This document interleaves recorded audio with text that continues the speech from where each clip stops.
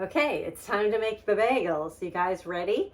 So you're only going to get to see part of it right now. I will figure out how to patch together videos. Haven't done that for a while. So we are going to make the sourdough bagel mix, and then we're going to let it rise for 8 to 12 hours.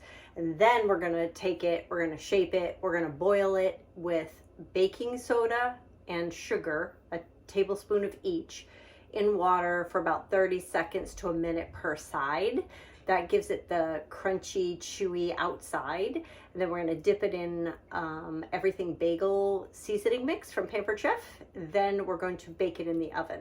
So this takes a long time. So we're starting it in the morning. All right. So I've already put in here my sourdough starter. It was nice and bubbly this morning, so I took a half a cup of it and then I went and refed my starter. So that's good to go.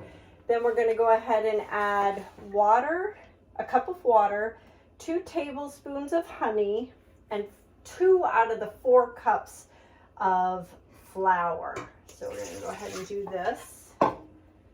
And then we're going to mix it with the dough blade on it, and then we're going to slowly add in our,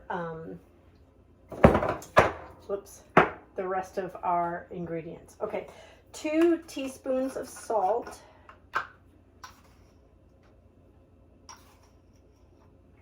I always add the salt to the flour so it incorporates better. Okay. So you guys can see it. This is the deluxe stand mixer. What's so great about this is that it has preset settings on it, so I don't have to worry about flour or things going flying everywhere when you're mixing for like a dough with the regular blade. Let me get it to knead.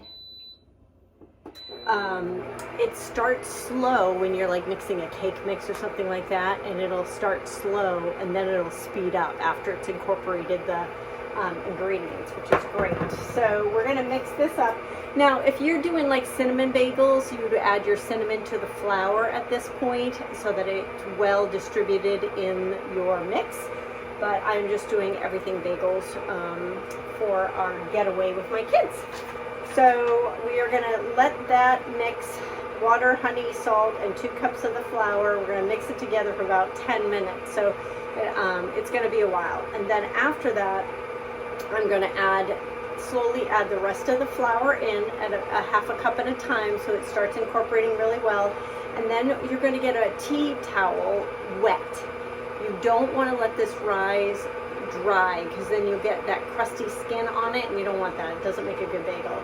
So then you're going to let it rise for 8 to 12 hours. It says after fermentation is done, we're going to break it into 8 pieces. We're going to roll the dough into balls.